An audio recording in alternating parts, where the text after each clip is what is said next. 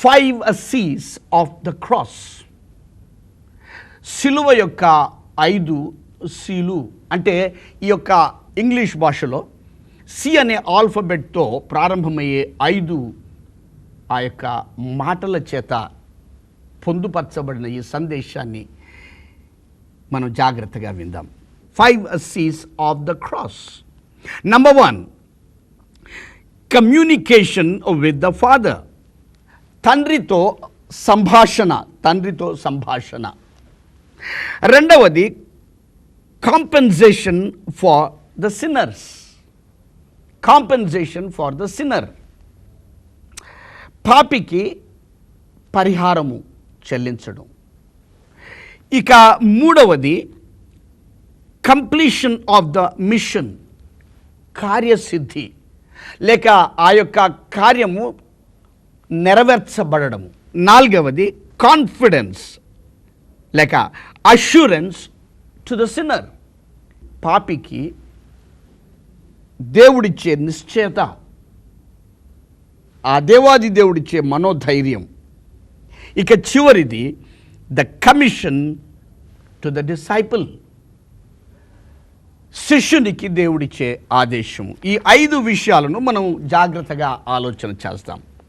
మొట్టమొదటిది communication with the father, అంటే దేవునితో సంభాషణ. ఈ సంభాషణ యేసుక్రీస్తు వారు సిలువ వేయబడ్డప్పుడు ఆ యొక్క ప్రితోరియం నుంచి లేక ఆ యొక్క పిలాతు యొక్క తీర్పు తీర్చే ఆ స్థలము నుండి యేసుక్రీస్తు వారు సిలువ వేసే వరకు అనేక మంది ప్రజలు వెంబడిస్తున్నారు. ఆయన అనేక మంది సైనికులు ఆయన వెంబడి వెళ్తున్నారు. మత నాయకులు ఆయన వెంబడిస్తున్నారు. అనేకులు అనేక విధాలుగా మాట్లాడుతున్నారు. ఆ దినాల్లో యేసుక్రీస్తు వారు ఈ 7 మాటల్లో మొట్టమొదటి మాట, ఆయనను ఆ సిలువలో మేకులతో ఆ యొక్క సిలువకు కొడుతున్న సమయంలో, తండ్రి వీరేమి చేయుచున్నారో వీరెరుగరు గనుక వీరిని క్షమించు అన్నాడు. అసలు యేసుక్రీస్తు ఎవరిని గురించి మాట్లాడుతున్నాడు? ఎవరిని గురించి తండ్రికి చెబుతున్నాడు? ఒకవేళ ఈ యొక్క ధ్యానములో మనము 6 గుంపుల వారిని మనం ఇక్కడ చూస్తాం. 6 types of people. మొట్టమొదటి గుంపు శిష్యులు. యేసుక్రీస్తును 3.5 సంవత్సరాలు వెంబడించారు. యేసుక్రీస్తుతో సహవాసం చేశారు. కానీ ఎప్పుడైతే యేసుక్రీస్తుకు వీరి అవసరం ఉందో, ఆ యొక్క పరిస్థితుల్లో ఆదరణ అవసరమో, అటువంటి సమయంలో యోహాను తప్ప అందరూ పారిపోయారు. They all deserted there master. వీరు అవిశ్వాసులు మాత్రం కాదు, ఎందుకంటే వారి చరిత్ర తర్వాత చదివితే వారు అవిశ్వాసులు కారు, లేక they are not unfaithful people also. కానీ ఎందుకు పరిగెత్తారంటే వారు పిరికివారు, ధైర్యం చాలక, వారిలో ఆ సాహసం, ఎదుర్కొనే సాహసం లేక పారిపోయారు. ఈ దినాల్లో అనేక మంది యేసుక్రీస్తు కొరకు నిలబడటానికి ధైర్యం లేని వారు ఎంతోమంది ఉన్నారు. మొట్టమొదటి వారు శిష్యులు లేక విశ్వాసులు. రెండవ గుంపు వారిని మనం చూద్దాం. రెండవ గుంపు వారు ఆది నాన్న అనేక మంది శాస్త్రులు, పరిసయ్యులు, ప్రధాన యాజకులు అక్కడ ఉన్నారు. వీరు మత సాంప్రదాయం కలిగిన వారు. వీరికి వారి ట్రెడిషన్స్, సర్మోనియల్ ప్రాక్టీసెస్, వారికి అవి చాలా ప్రాముఖ్యం. ఈ దినాల్లో అనేకులు ఆ విధంగా సిద్ధాంతాలకు కట్టుబడి లేకపోతే సాంప్రదాయాలకు కట్టబడిన వారు ఎంతోమంది ఉన్నారు. These are the religious people. వారికి దేవుడు అక్కర్లేదు, లేక దేవుని యొక్క వాక్యము ఇవన్నీ వారికి అవసరం లేదు. వారికి మతం మాత్రమే ప్రాధాన్యమైంది. ఆ తర్వాత మూడవ రకమైన ప్రజలు. అక్కడ పిలాతు ఉన్నాడు. పిలాతు అధికారంలో ఉన్నాడు. యేసుక్రీస్తును విడిపించటానికి ఆయనకు అధికారం ఉంది, ఆధిక్యత ఉంది. నిజానికి చూస్తే ఆయన యేసుక్రీస్తును విడిపించాలని ఎంతో ప్రయాసపడ్డాడు. ఆయన నీతిమంతుడుగా చూశాడు. ఆయన యందు ఏ దోషము లేదని నిర్ధారించాడు ఆయన. కానీ తప్పించలేకపోయాడు. కారణం ఏదో తెలుసా? ప్రజలను సంతోషపెట్టడానికి. మెన్ అ ప్లీజర్. వీరు మనుషులను సంతోషపెట్టడానికే కానీ దేవుని సంతోషపెట్టేవారు కాదు. ఈ గుంపు వారు అక్కడ మనం చూస్తాం.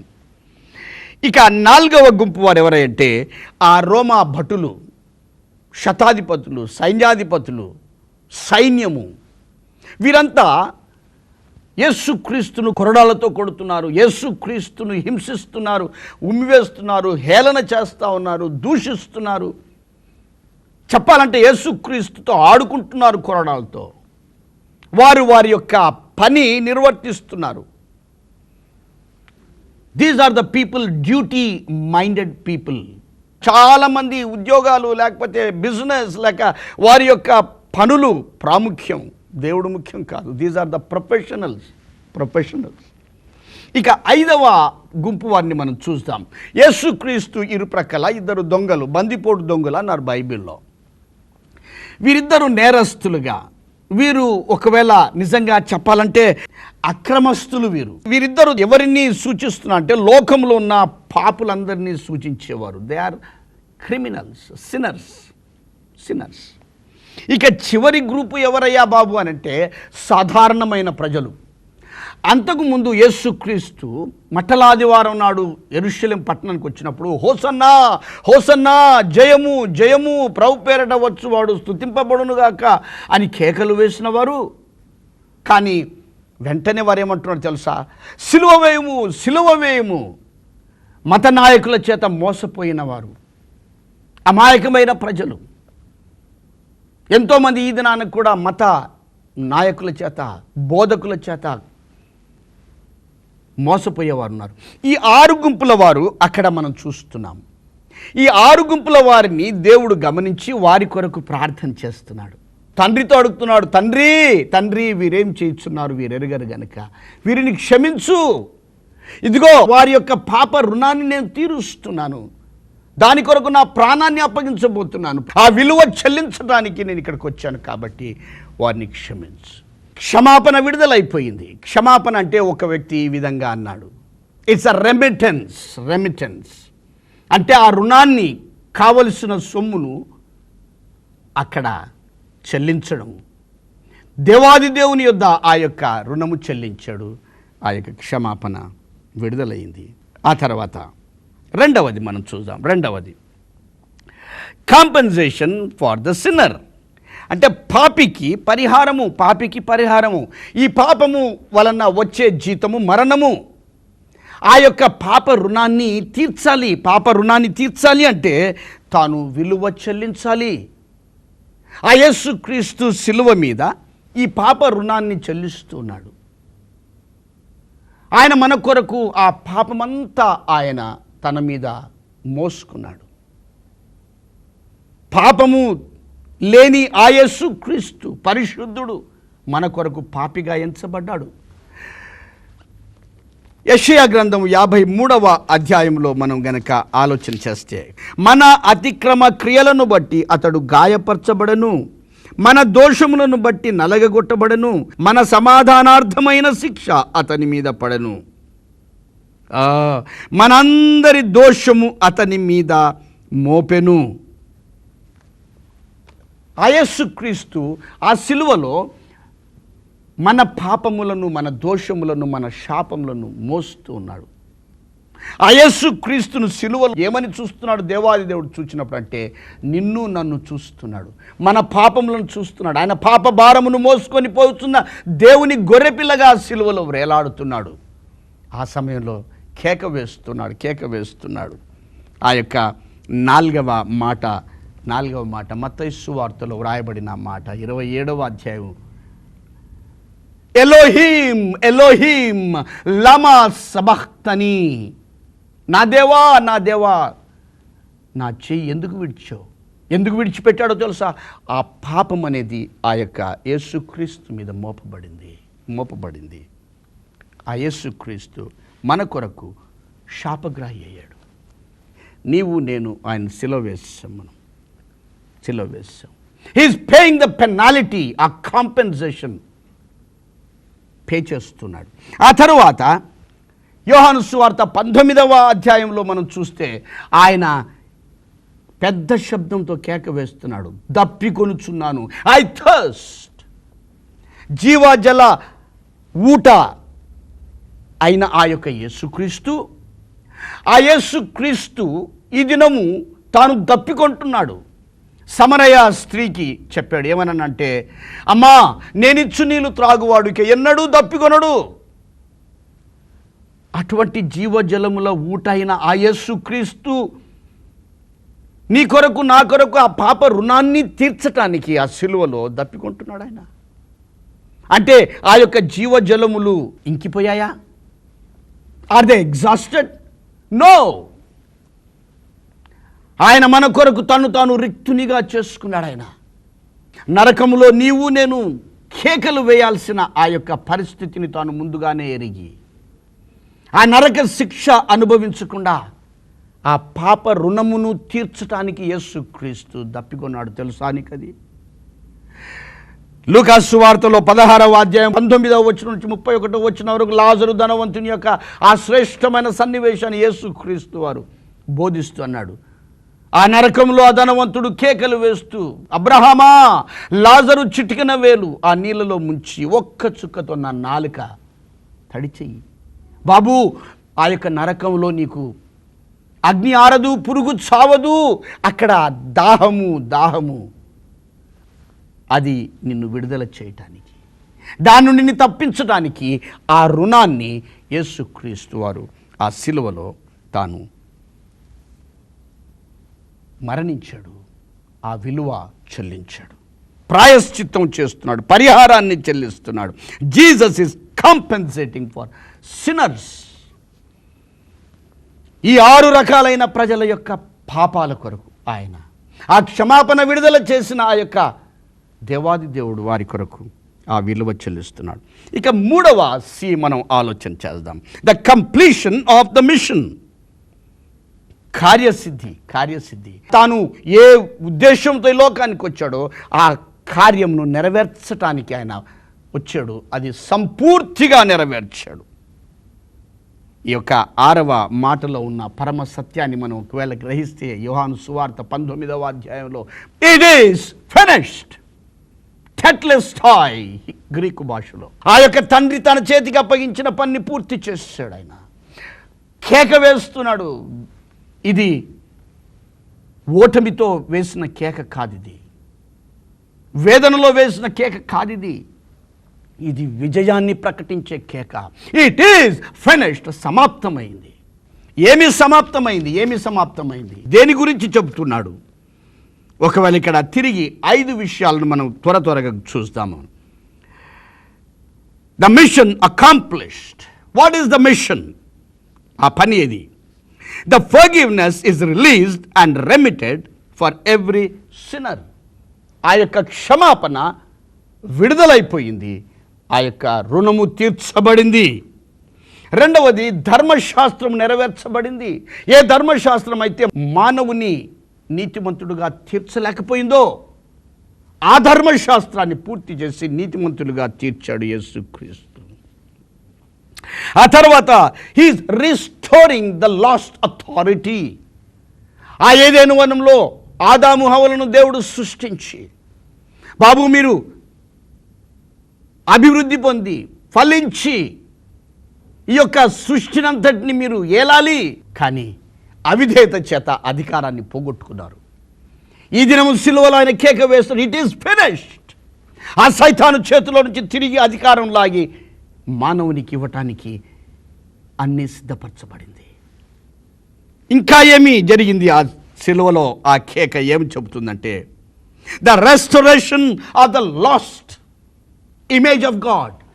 ఆయన స్వరూపంలో సృష్టించబడిన ఆ యొక్క మానవుడు ఆ స్వరూపాన్ని పోగొట్టుకున్నాడు అవిధేయత చేత. ఆ సిలువలో ఆ రక్షణ కార్యాన్ని ముగించి తాను విలువ చెల్లించి ఆ యొక్క ఇమేజ్, ఆ స్వరూపాన్ని ఇవ్వటానికి ప్రణాళిక పూర్తయిపోయింది. Then the restoration of the broken and strain relationship with God. ఏదైనా తోటలో నుంచి ఆదామును వెళ్ళగొట్టాడు, సహవాసం పోయింది, ఆ యొక్క సంబంధం పోయింది. తిరిగి దాన్ని సమకూర్చడానికి it is finished, everything is finished. ఆ తర్వాత తాను ప్రశాంతంగా. ఆ 7వ మాట మనం చూస్తే, తండ్రి నీ చేతికి నా ఆత్మను అప్పగిస్తున్నా. ఎంత ప్రశాంతత, ఎంత సంతృప్తి మరణంలో. ఆ తర్వాత 4వ విషయాన్ని మనం చూద్దాం. Fourth C, it is the confidence or assurance to the sinner. ఒకవైపు ఈ దేవుని యొక్క ప్రణాళిక అంతా పూర్తి అయిపోయింది. రక్షణ ప్రణాళికను పూర్తి చేశాడు, ఆ విలువను చెల్లించాడు. It is like a gift package లాగా అది సిద్ధంగా ఉంది. Now it is a man's turn. మానవుని యొక్క రెస్పాన్స్, యేసుక్రీస్తు తాను చేసిన ఆ యొక్క రక్షణ ప్రణాళికను మానవుడు అంగీకరించాలి. అందుకే ఈ యొక్క 4వ దానిలో మనం చూస్తే ఆయన ఇప్పుడు మానవుని యొక్క ప్రస్తావన అక్కడ మనం చూస్తాం. 2 దొంగలు, బందిపోటు దొంగలు యేసుక్రీస్తు సిలువ వేయబడ్డారు. ఆ యొక్క ప్రజలతో కలిసి, ఆ యొక్క అధికారులతో కలిసి వారిని దూషించారు, హేళన చేశారు. కానీ ఆ యేసుక్రీస్తు యొక్క మాటలు, ఆ సందేశాన్ని వింటున్నారు. ఇద్దరు వింటున్నారు. యేసుక్రీస్తు అన్యాయస్తుడు కాదు. ఇద్దరు యేసుక్రీస్తుకు అదే డిస్టెన్స్లో ఉన్నారు. యేసుక్రీస్తు ఇద్దరికి అదే తరుణాలు ఇస్తున్నాడు. ఇద్దరు అవే మాటలు వింటున్నారు. కానీ వారిలో ఒకడు గ్రహించాడు. ఆ మాటలు ఆ హృదయంలోనికి వెళ్ళాయి. ఆ విశ్వాసం అనేది పైకి పెళ్ళుబుకుతూ వస్తుంది. మొట్టమొదటి ఏం చేశాడో తెలుసా? తన పాపాన్ని ఒప్పుకుంటున్నాడు. He confessed his sin. ఆ యొక్క దొంగతో చెప్తున్నాడు, పబ్లిక్గా చెప్తున్నాడు, మనం అదే శిక్షా విధిలో ఉన్నాం, నీకు తెలియదా? దేవునికి భయపడవా? ఈ శిక్ష మనకు తగినదే. We deserve punishment. He is confessing his sin. పాపం ఒప్పుకుంటున్నాడు, తన దోషాన్ని ఒప్పుకుంటున్నాడు. ఆ యేసు వైపు చూస్తున్నాడు. యెషూవా రక్షకుడా, పాపమును పరిహరించే దేవా, పాపము నుంచి విడుదల చేసే రక్షకుడా. ఆ చిన్న మాటలో ఆయన విశ్వాసం, ఆ యేసుక్రీస్తుని రాజుగా చూసిన మొట్టమొదటి వ్యక్తి. నీవు రాజ్యంతో వస్తావని ఆయన ఒప్పించబడ్డాడు. నీవు రాజ్యంతో వచ్చినప్పుడు నన్ను జ్ఞాపకం చేసుకున్నాడు. ఆ మానవుని యొక్క ఆక్రందన విన్నాడు. He appreciated his initiation. Confession brings the redemption. వెంటనే దేవాది దేవుడు ఆ యొక్క దొంగకు ఒక కాన్ఫిడెన్స్ ఇస్తున్నాడు, ఒక అష్యూరెన్స్ ఇస్తున్నాడు. ఏమన్నా తెలుసా? Today thou shalt be with me in paradise. నేడే నీవు నాతో కూడా పరదైసులో ఉంటావు. ఒక చిన్న ఉదాహరణ చెప్తాను. బెల్లిగ్రహం గారు తాను డ్రైవింగ్ చేస్తున్న సమయంలో స్పీడ్ నియమాలను అతిక్రమించి కొంచెం ఎక్కువ ఓవర్ స్పీడ్గా వెళ్ళాడట. పోలీస్ ఆపేసి తనకు చాలాను రాశాడు. బెల్లిగ్రహం గారు తన నేరాన్ని ఒప్పుకున్నాడు. కానీ ఆ యొక్క పోలీసు అన్నాడు, నువ్వు కోర్టుకు వెళ్ళాల్సిందే. కోర్టుకు వెళ్ళాడు బెల్లిగ్రహం గారు. కోర్టులో నిలబడ్డాడు. జడ్జి గారు అడుగుతున్నట్ట, గిల్టీ ఆర్ నో గిల్టీ, నువ్వు నేరం చేసావా, నేరం చేయలేదా? బెల్లిగ్రహం గారు అన్నారంట, నేను నేరం చేశాను అన్నాడట. నువ్వు ఒప్పుకున్నావు కాబట్టి నీకు $10 ఆ యొక్క పెనాల్టీ వేస్తున్నాను. వెంటనే ఆ యొక్క న్యాయాధిపతి ఆ యొక్క ప్రఖ్యాతిగాంచిన బోధకుని గుర్తుపట్టి వెంటనే తానన్నాడట, you have violated the rules. నీవు ఆ యొక్క క్రమాన్ని నువ్వు అతిక్రమించావు కాబట్టి నీకు పెనాల్టీ. కానీ తన వ్యాలెట్ తీశాడట. ఆ వ్యాలెట్లో నుంచి తను $10 తీసి నీ పక్షంగా నేను దాన్ని చెల్లిస్తున్నానని ఆ యొక్క బిల్లు లేక ఆ యొక్క చలాన్కు పెట్టేసి తాను అతన్ని విడిచిపెట్టి ఆ బెల్లిగ్రహం గారిని ఒక పెద్ద హోటల్కి తీసుకొని స్టేక్ డిన్నర్ ఇచ్చాడట. అప్పుడు బెల్లిగ్రహం అన్నది ఏమంటే, దాట్స్ అ బ్యూటిఫుల్ వర్డ్. తానేమనంటే, that's how God treats a repentant sinner. మారు మనస్సు పశ్చాత్తాపడిన ప్రతి పాపికి దేవుడిచ్చే ట్రీట్మెంట్ ఏంటంటే దాట్స్ ద వన్. వెంటనే నేడు నీవు నాతో కూడా పరదైసులో ఉందువు. ప్రియమైన వీక్షకులారా, ఈ దినము ఆ మారు మనసు పాప క్షమాపణతో యేసుక్రీస్తు ఎదుకు వస్తావా? దేవుడు ఆ పాప క్షమాపణ విడుదల చేశాడు, కానీ it is up to you. యేసుక్రీస్తు నీ కొరకు ఆ విలువ చెల్లించాడు. ఒప్పుకుంటే ఆయనతో కూడా నిత్య జీవాన్ని అనుభవిస్తావు. ఇక చివరి సీని మనం చూసి ముగించుకుందాం. It is the commission to the disciple. శిష్యునికి ఇచ్చే ఆదేశం. ఆ యొక్క శిలువ యొద్ద మనం గమనిస్తే మూడవ ఆ యొక్క మాట సందేశాన్ని మనం చూస్తే, శిలువలో యేసుక్రీస్తు వారు తాను వేదనన ఆ యొక్క బాధ అనుభవిస్తూ కూడా తన తల్లి వైపు చూశాడు. అమ్మా, ఇదిగో నీ కుమారుడు అన్నాడు. యోహాను వైపు చూశాడు. బాబు, ఇదిగో నీ తల్లి అన్నాడు. మరియా యోహానును తల్లిగా తన యొక్క ప్రేమను చూపించాలి. యోహాను కుమారుడుగా తన బాధ్యతను నిర్వర్తించాలి. What a responsibility. ఈ యొక్క ఇద్దరు అంటే మరియా యోహానులు సంఘమును సూచిస్తున్నారు. వీరిద్దరూ విశ్వాసులను సూచిస్తున్నారు. సంఘములో ఒకరి మీద ఒకరు తీసుకోవలసిన బాధ్యతను చూపిస్తున్నారు. అపోస్తలుడైన పౌలు గలతీయులకు రాస్తూ 6వ అధ్యాయం 2వ వచనంలో, ప్రతి ఒక్కడు మనము ఇతరుల భారాన్ని భరించాలి. మనం బేర్ వన్ అనర్స్ బర్డన్. మనము ఇతరుల భారాన్ని భరించాలి. మనం ఒకరినొకరు ప్రేమించుకోవాలి, ఒకరినొకరు హెచ్చరించుకోవాలి, ఒకరినొకరు పురికొల్పుకోవాలి. This is the responsibility that Christ has given to every disciple from the cross. ఆ యొక్క సిలువ నుండి ఇచ్చిన ఆ యొక్క శ్రేష్టమైన ఆదేశం. This is what the commandment of God, the commission of God. ఆ యొక్క సిలువలో నుంచి ఏం చెప్పంటే, ఒకరి భారములను ఒకరము భరించాలి. What a wonderful message. 5 C's of the cross. Communication with the father, తండ్రితో సంభాషణ. కాంపెన్సేషన్ ఫర్ ద సిన్నర్, పాప రుణాన్ని తీర్చడానికి పరిహారం చెల్లించడం. కంప్లీషన్ ఆఫ్ ద మిషన్, ఆ యొక్క రక్షణ ప్రణాళికను పూర్తి చేయడం. Confidence to the sinner.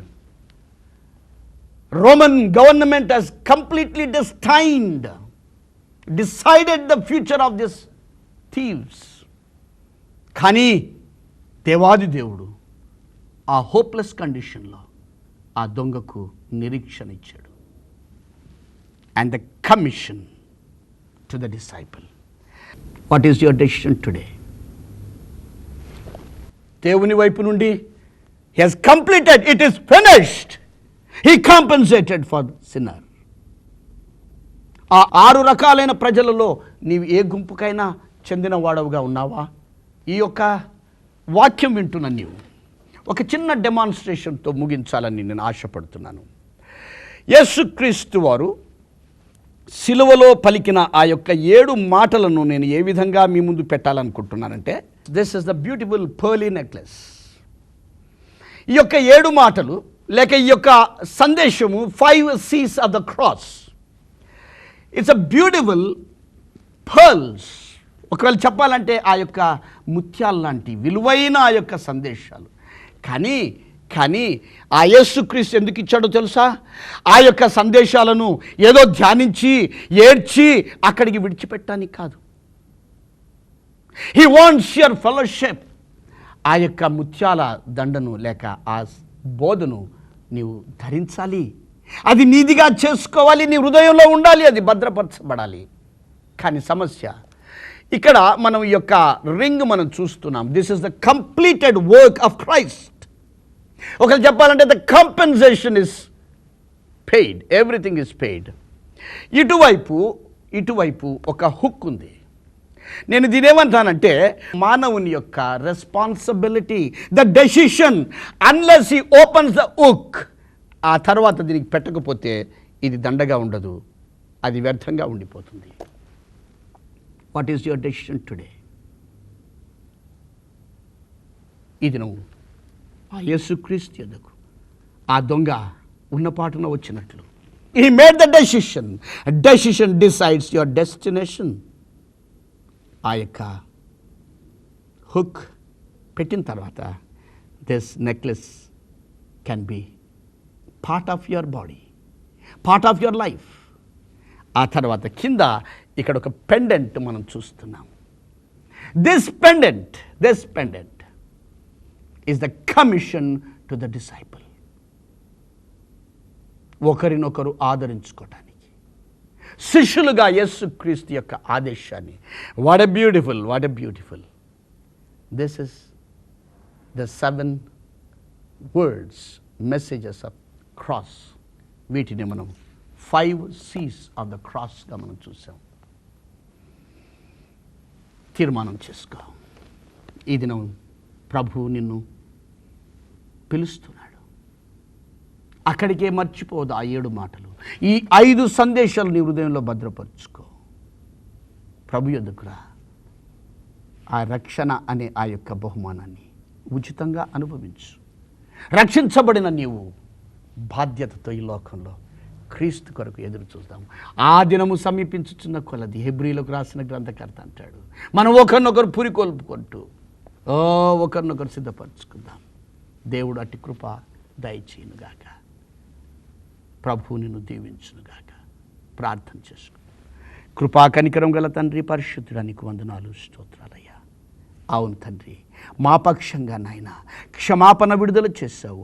మా పక్షంగా పాప రుణాన్ని తీర్చేశావు నాయన. ఓ ప్రభువా, ఆ యొక్క రక్షణ ప్రణాళికను పూర్తి చేసి ఆ యొక్క రక్షణ ప్రణాళికను మేము అందుకున్న సమయంలో మాకు ఆ యొక్క నిశ్చయతను, ఆదరణను, కాన్ఫిడెన్స్ని ఇవ్వటానికి ఇష్టపడుతున్న దేవుడు. ఇంకా ప్రభువును అంగీకరించని వారెవరైనా ఉంటే ఈ దినం నాయన ఆ డెసిషన్, ఆ యొక్క తీర్మానం చేసుకుని నీ వద్దకు రావటానికి, రక్షించబడ్డవారు నాయన ఆ దేశాన్ని చేతిలో పట్టుకొని ముందుకు సాగటానికి నీ కృప అనుగ్రహించమని, నిన్ను వెంబడించే ఆ యొక్క శిష్యులుగా మమ్మల్ని సిద్ధపరచుమని త్వరలో రానున్న యేసయ్య అతి శ్రేష్టమైన నామమున ప్రార్థిస్తున్నాను తండ్రి. ఆమెన్. తిరిగి వచ్చే వారం మనం కలుసుకుందాం. అంతవరకు ప్రభువును స్తుతిస్తూ ఉండు. ఈ 5 సందేశాలను ధ్యానిస్తాం. Thank you. God bless you.